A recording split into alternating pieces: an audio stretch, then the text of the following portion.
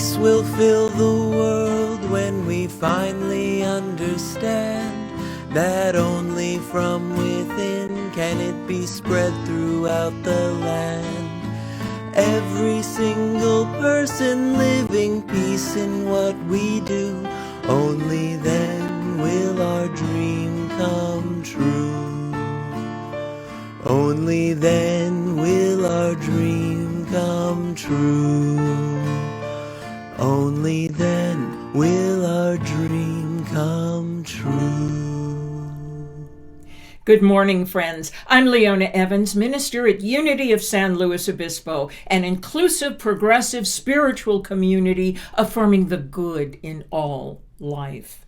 Welcome to our Sunday morning live stream. I am thrilled to be here to share this hour with you and to remind us all of the presence and power of the living Spirit of truth that indwells all life. Today we have two special celebrations. One is honoring Veterans Day, and the other is the first of our Festival of Lights celebration, which is November and December, and it's called Diwali, and it is celebrated in India and in other countries as well. A very, very important celebration that I am anxious to share with you. So let's take a deep breath and relax. As we come together, and those of you who were here last week are aware of the importance of being fully present in this moment. So, in order to do that, we breathe and pay attention to our inhale and exhale. We relax. We become comfortable right where we are. And we become open to the living Spirit of truth inherent within us. More open than we've ever been. More diligent and attentive than we've ever been. Because today there is a teaching that I know you'll resonate with. And we give thanks for the presence and power of the living Spirit of truth that has created this moment, special moment, of a community of faith. So, let us close our eyes and affirm together, I am now open and receptive to the living Spirit of truth. Once again, I am now open and receptive to the living Spirit of truth. And so it is. Amen.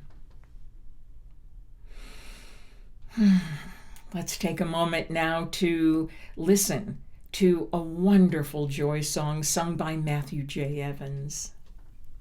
Good morning. Today we're going to sing The Greatest Thing. Please sing along with the lyrics in the bottom of the screen.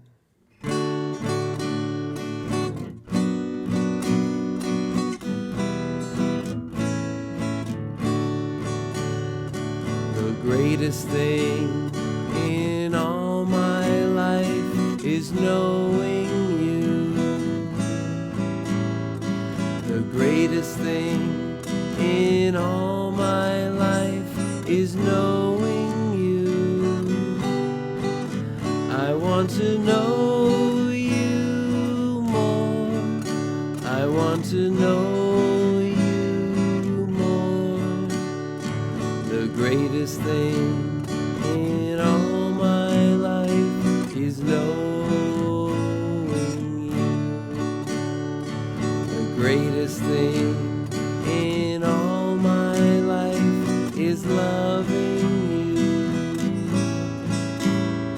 The greatest thing in all my life is loving you.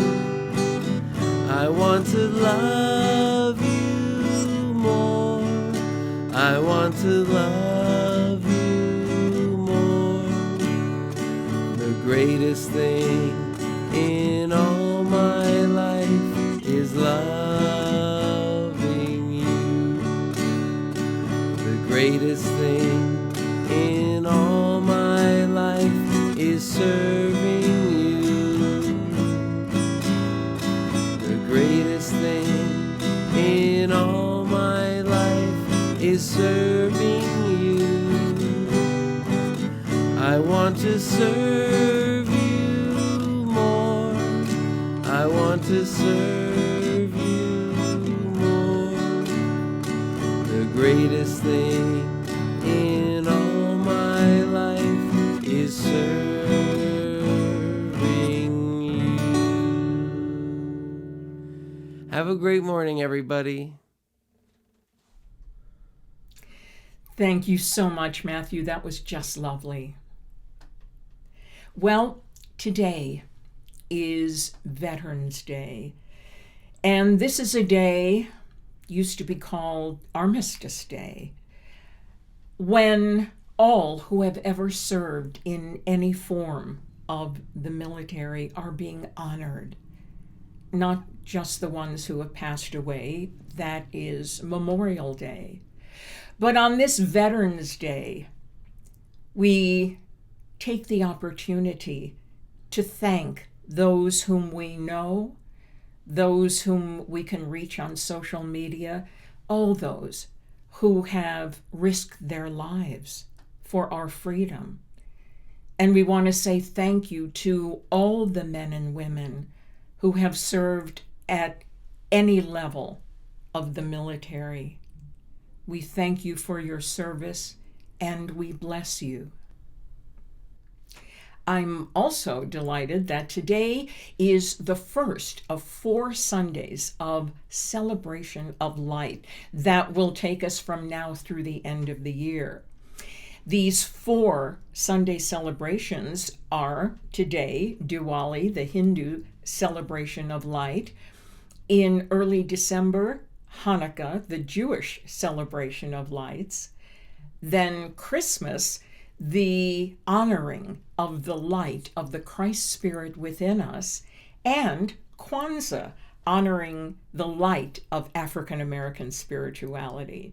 So this is very meaningful to me. I'm so excited when this time of the year approaches because we live in the light.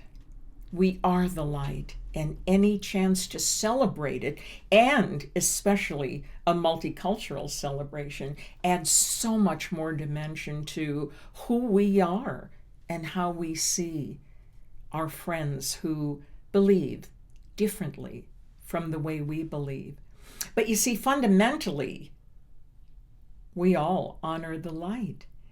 And so it is through the fascinating cultures that we light candles that look different from one another, that we sing songs in different languages from one another, and that we have special ways of honoring the light, which might indeed be different from one another.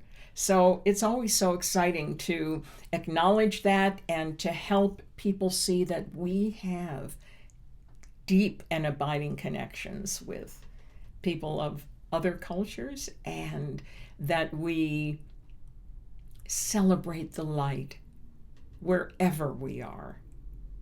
So I would like to share a video with you that our beloved congregant, Dr. Pamela Parmar, who is a retired physician, made for us, and it was so lovely that we want to share it with you again.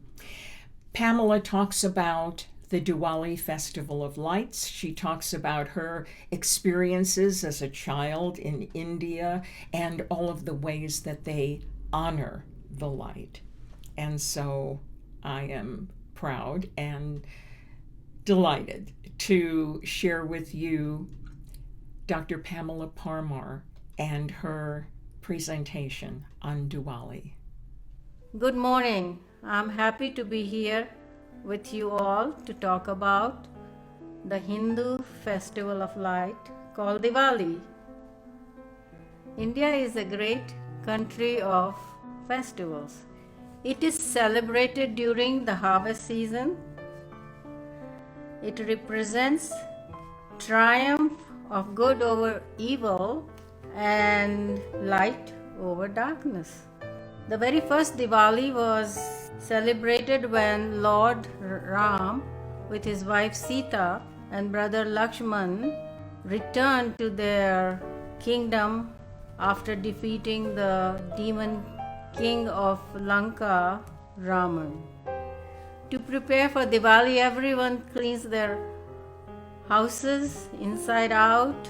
They decorate, they put lights and oil lamps. They go shopping for clothes and fireworks. They distribute sweets wrapped up in beautiful gift boxes. I remember a special kind of sweet which was only available during Diwali.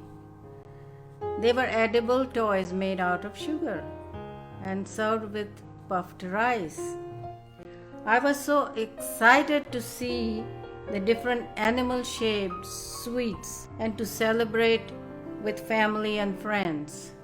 I used to hold sparklers while my older brothers and uncles lit the firecrackers.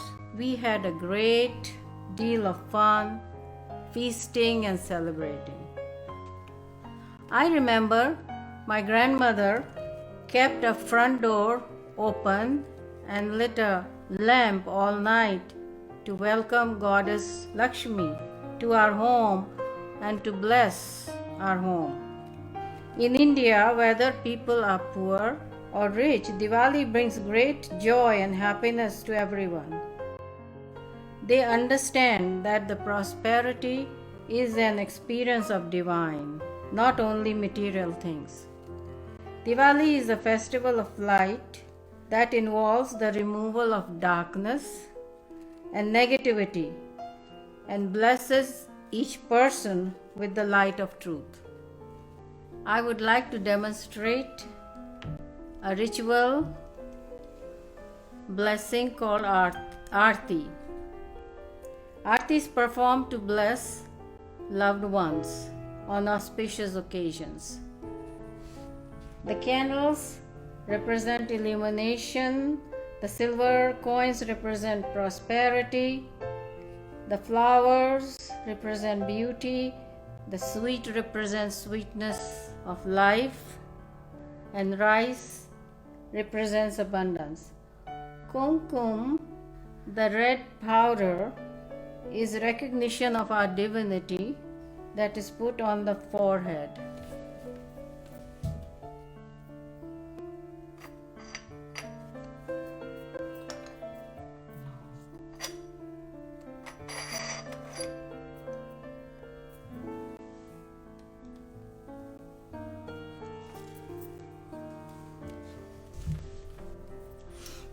I would like to close by reciting Gayatri Mantra, which is a prayer for protection.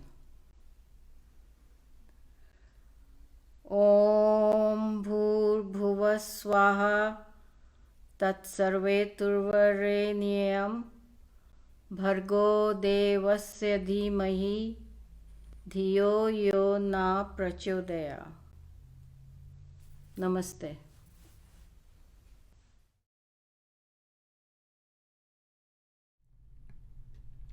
Thank you so much, Pamela. We appreciate you so much. That was just beautiful. Well, we're going to talk about Diwali. We're going to talk about the victory of light over darkness, good over evil, and knowledge over ignorance. And we're also going to talk about some deeper issues of prosperity. Because no matter how little money people have in India, they manage to celebrate Diwali as though they had all the money in the world. And so that impresses me, and I want to discuss some of the prosperity issues that we deal with you. But right now, we're going to listen to some very inspiring music by Brett Mitchell and Matthew J. Evans.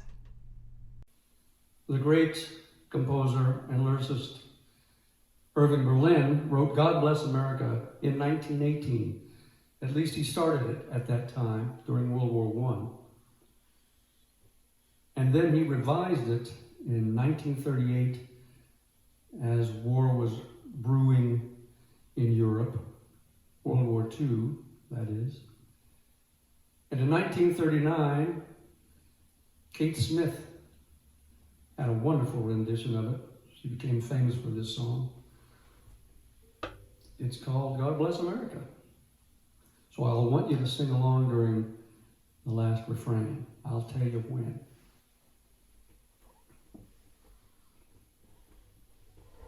1, 2, 3, 4.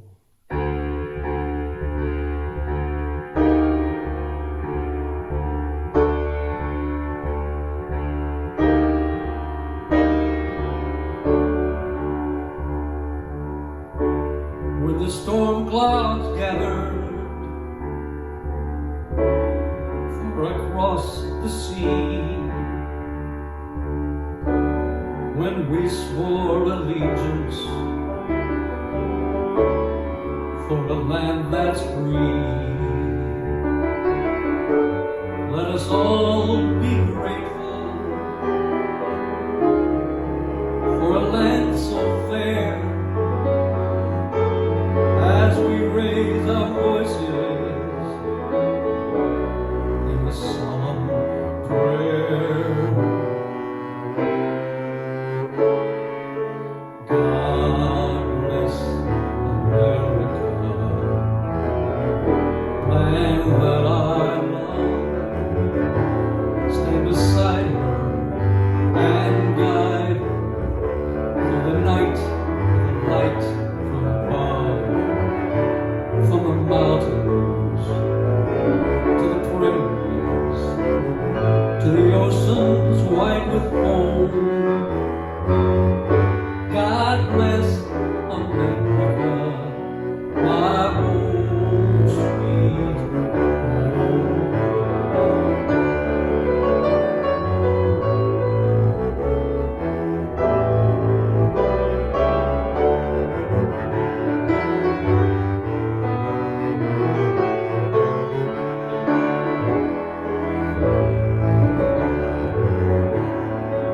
Mountains to the prairies, to the oceans white with foam. God bless America, my home, sweet home. Everybody now. God bless America, land that I love. Stand beside her and guide for the night with a light from above. From the mountains to the prairies, to the oceans white with foam. God bless America, my home, sweet home.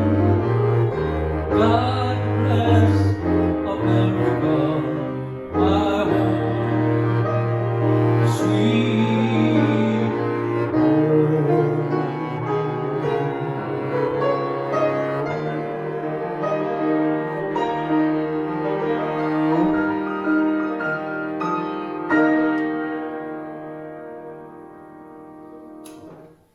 God bless you, America. Thank you, Irving Berlin, for writing that wonderful song. Thank you so much, Brett Mitchell and Matthew J. Evans, for that truly inspiring rendition of one of the most popular patriotic songs, if not the most popular, in the United States of America. I also want to just take a moment to honor the genius of Irving Berlin, who came to this country from Eastern Europe as an immigrant whose family had nothing, and who honored all of the beautiful ideals that this country represented to him, and used his God-given talents to write one of the most memorable and inspiring patriotic songs. Thank you, Irving Berlin. Thank you, Brett and Matthew. And thank all of you for being here to celebrate with me. We're celebrating Diwali, the Hindu festival of lights. And hearing Pamela's presentation and seeing all the wonderful photographs of the multi-generational experience of honoring the light and understanding the symbolism that all festivals of light particularly enjoy. And that is the symbolism of light over darkness, the symbolism of good over evil, the symbolism of knowledge over ignorance. Now, for us in New Thought, these overcomings represent an understanding of the perpetual nature of evolution, of the growth process that is inherent within all life, the movement forward into greater levels of expression, wiser, more beautiful, more loving. Do we always see that with our physical eye? Do we always understand, even with the threat of climate change, that we truly are evolving into something more powerful and more beautiful? We need to be reminded. And so that's one of the great reasons that the festivals of light appeal to me so much. Another opportunity to talk about hope, to talk about greater awareness, to understand that within the light there is darkness. Within the darkness there's light. These are not two separate things. Just like we in New Thought don't believe in two separate realities, the good and the evil, the light and the darkness. They're not two different things. They're along a spectrum of consciousness. In New Thought, we believe in one power, and so that one power, in order to be present in all of its many dimensions, has to demonstrate its full capacity. Now, I was reading something today which I truly wish I could explain with some intelligence and poise, and yet I can't. And that would take a scientist or someone who had a lot more courses than I have. But I did get the bottom line, and the bottom line is this.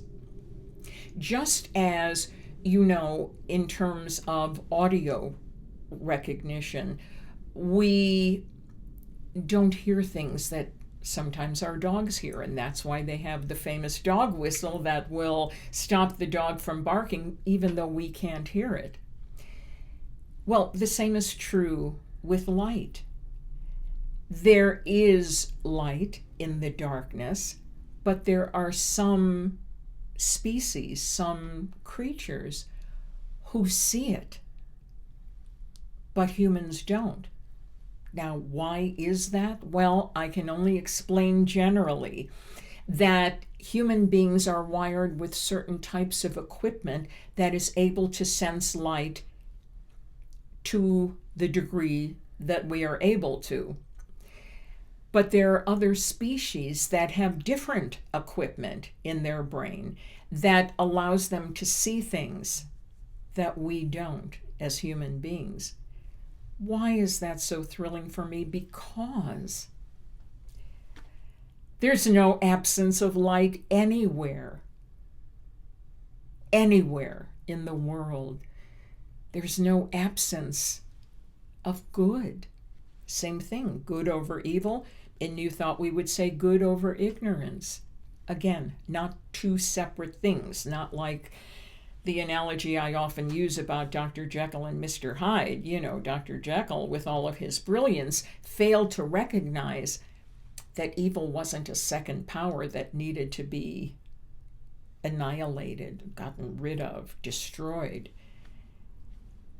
without taking away the light that Dr. Jekyll was. He didn't understand that. And so his efforts were so well-meaning and turned out so poorly because he needed that dark energy, not in the form of Mr. Hyde, but he needed it transformed and illuminated so that he could truly be the best version of himself. And so in the divine economy, we don't throw things away. We don't label them as something not God because of our philosophy of monism. There is no other power. It's God. It's God in the dark. It's God in the light. It's God in the perceived darkness. It's God in the so-called evil, which, remember, in New Thought we define as ignorance. Evil is ignorance.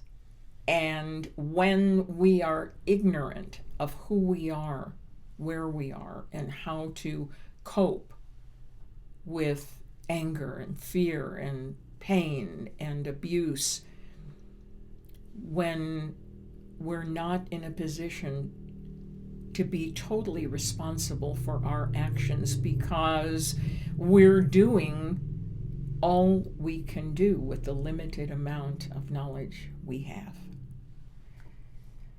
This doesn't make the outcome any sweeter because tremendous harm can be done from ignorance. As a matter of fact, my father told me for years.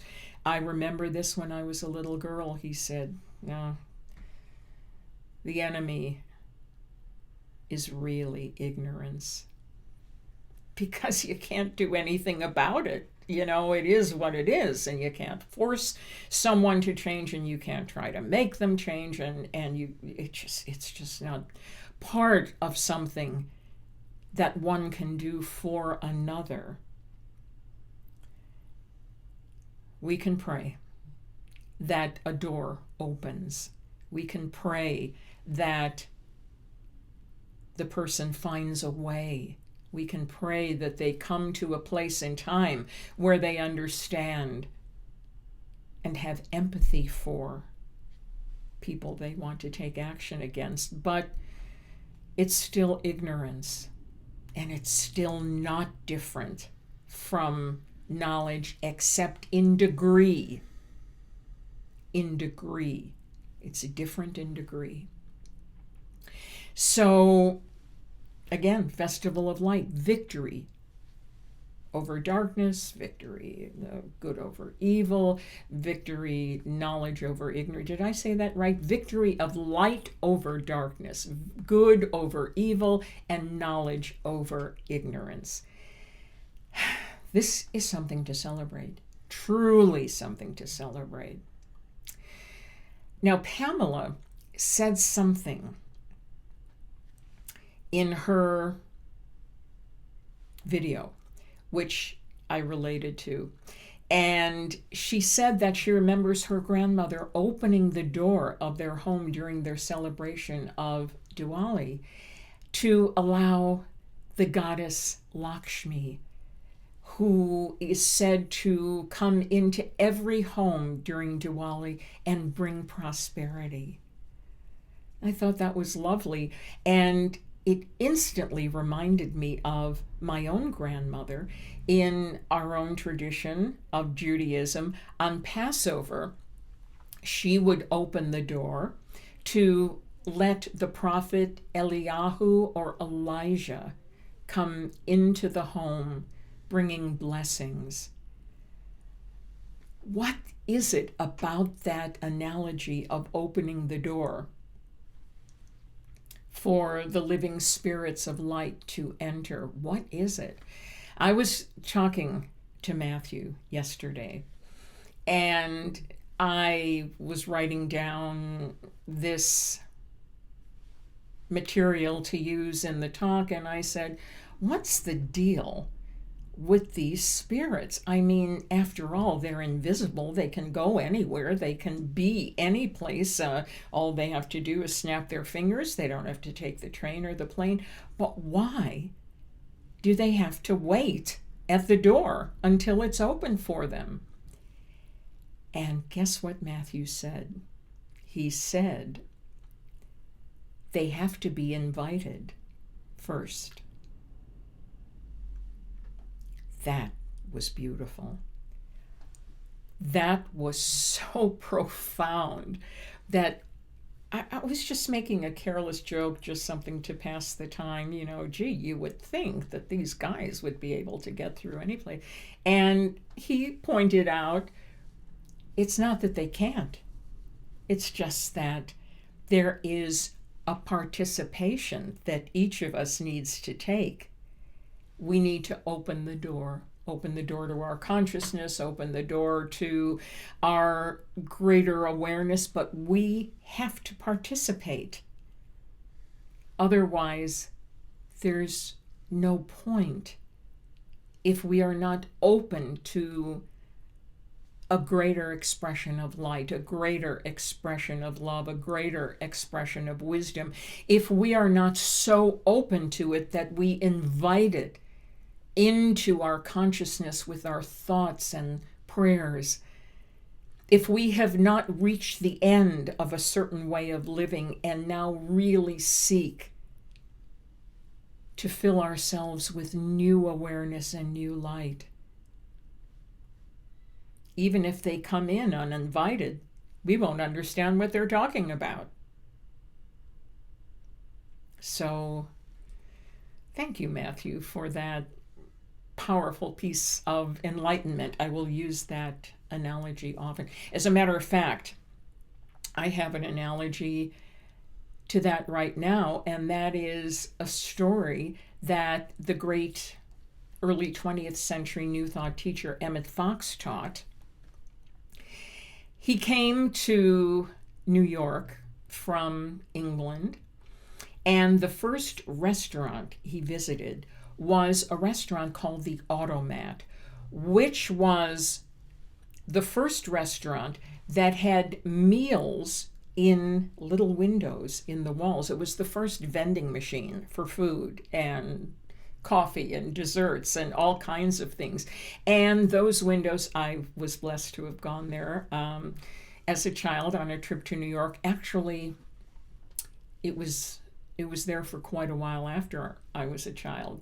And people went in and they took out their quarters and their dollars. There was a change machine and they looked at what they wanted, sandwiches, entree, desserts, beverages, and you put your money in, you got the dish, took it to your table.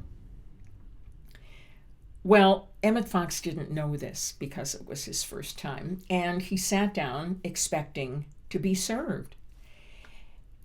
And he wasn't. And he was starting to take this personally after a while because other people seemed to be eating and he had nothing to eat.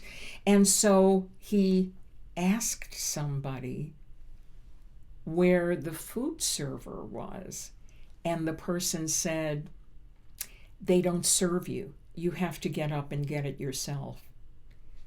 And suddenly, for him, because he put it in one of his books, it was the greatest analogy for how to become enlightened, how to understand that things don't always just come to us, that they need to be invited in. We need to take a part, a responsibility for inviting in that which we want to experience. Now, let me make a disclaimer here. I don't want to engage in magical thinking, and I don't want you to think that many illnesses or dark times that we experience happen because we didn't think a certain way. We're trying really hard to get over that. That's really tough. I mean, there's tremendous power in the mind, but to go and trace every experience of the past and decide what you did wrong to attract what you didn't want and what you did right to attract what you did want, that's, for me, an exercise in futility. That's trying to control things that are out of our control. However, this idea of being invited in, I believe we can use that and use it well, but not to think that we're in control of every single thing. that happens to it. We are eventually in control of how we respond to it, of course. And I say eventually because it takes time sometimes. It takes time. What also impressed me, and I think this was during a conversation I had with Pamela, that she said the prosperity that Lakshmi brings, the goddess, it's not material things, it's the spiritual gifts. She says, because you can see poor people, people without resources in India, celebrating. They celebrate the light with the candles they have. They celebrate the light with the candies that they make, and they celebrate the light even though they might not have the tremendous resources that someone who is more affluent would have. They have a prosperity consciousness. They know that true prosperity is not in how much you accumulate. As Charles Fillmore, co-founder of Unity, often said, prosperity is a state of consciousness that transcends both riches and poverty. Think about that. Prosperity is a state of consciousness that transcends both riches and poverty. And somehow the joy on the faces of the people who have the least in material possessions make them the most prosperous people on earth. We'll talk more about that. But right now, let us celebrate the light.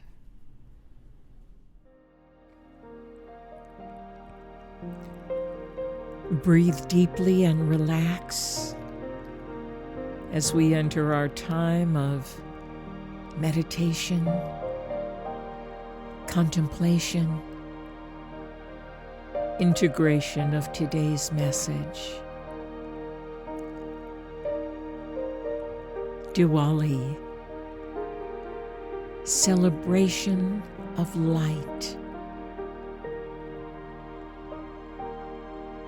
honoring life and all who choose to live it to the fullest.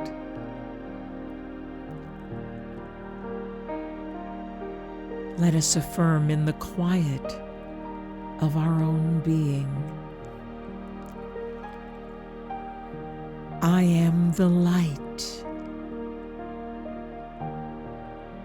I live in the light.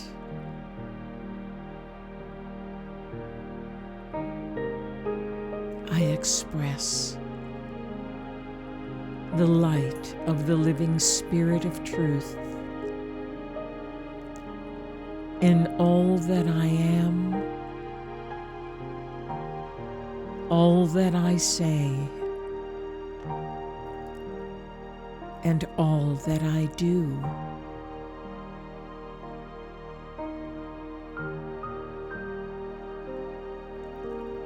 I am prosperous in every way.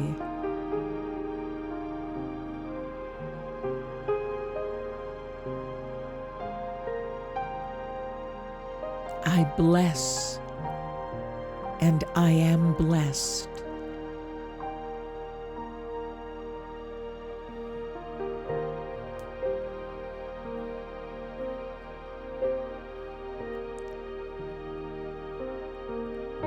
I am the light, and I am grateful.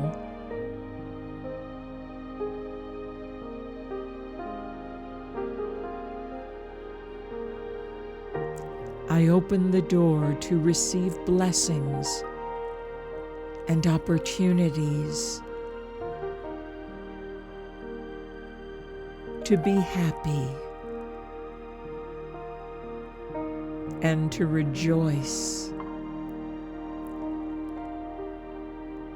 and to honor the light within all.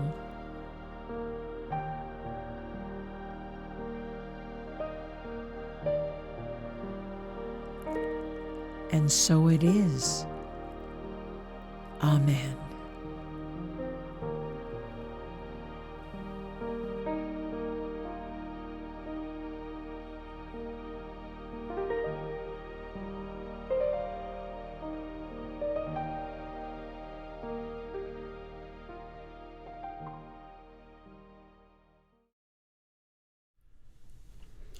Friends, today, this morning at 11:30 a.m., we are going to meet at the building in Meadow Park in San Luis Obispo for our monthly live service. And as our special guest, we will present Jack Leahy, who is the new director of homeless services at Capslow. He is going to answer questions. He's going to share with us how we can serve the homeless, how we can, with our ideas, with our ingenuity, at every level, we can do something to contribute to the eventual end of homelessness. Let's talk about that at 11:30, and I look so forward to seeing you there.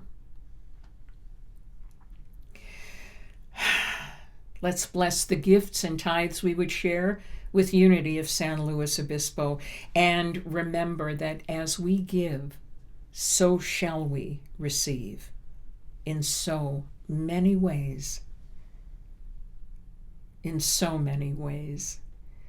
Let's speak the words of our prosperity statement together.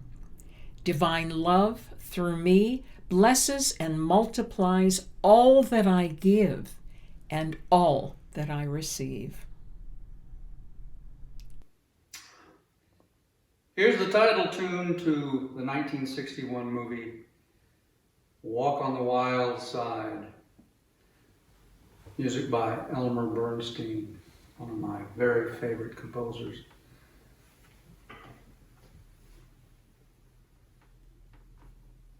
Well, 1, 2, 3, 4. 1, 2, 3.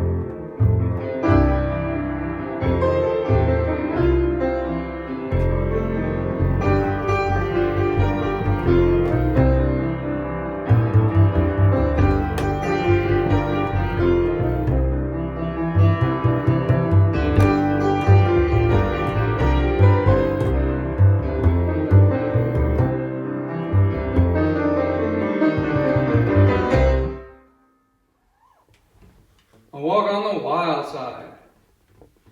Don't get too excited, it'll be fine. Thank you so much, Brett Mitchell and Matthew J. Evans. What a wonderful opportunity to hear you play such cool music. Thank you. That was just delightful. Let's sing our peace song, shall we?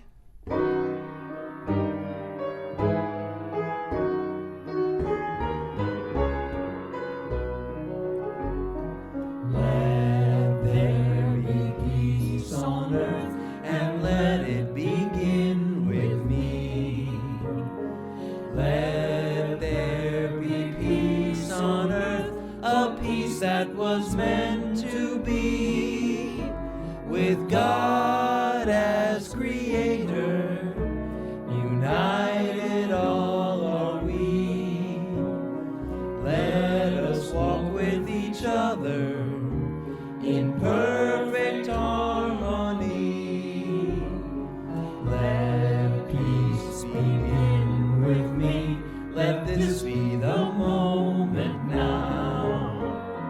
With every breath I take, let this be my joyful vow, to take each moment and live each moment in peace eternally. Let there be peace on earth, and let it begin with me. Let's speak the words of our prayer for protection together. The light of God surrounds us. The love of God enfolds us. The power of God protects us. The presence of God watches over us. Wherever we are, God is. Friends, please press the like button and share your comments with us. We so enjoy hearing from you. Also, we have a new podcast out. It's called Conversations on the Power of Now, which is a companion piece to the lesson that I shared last week, which is up on our website, unityslow.com. So, join us at 11:30. It's going to be a wonderful and inspiring experience. Have a fantastic week. You deserve it. Every single person living peace in what we do. Only then will our dream come true. Only then will our dream come true. Only then will our dream come true.